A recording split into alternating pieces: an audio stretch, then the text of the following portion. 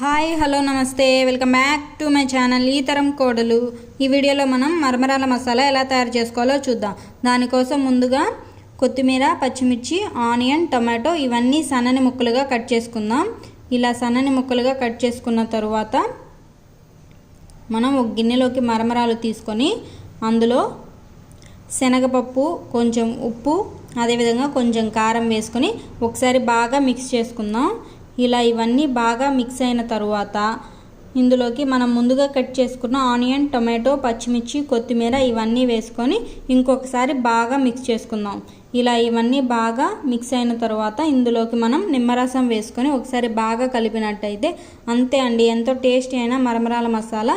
Simple and ఈజీగా మనం ఇంట్లోనే చేసుకోవచ్చు. ఎంతమందికి మరమరాల మసాలా అంటే ఇష్టం కమెంట్ రూపంలో తెలియజేయండి. Please like, share and subscribe to my channel ఈ తరం కోడలు.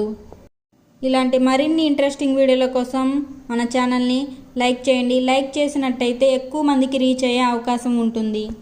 ఇంట్లో ట్రై చేసి ఎలా వచ్చిందో చెప్పండి.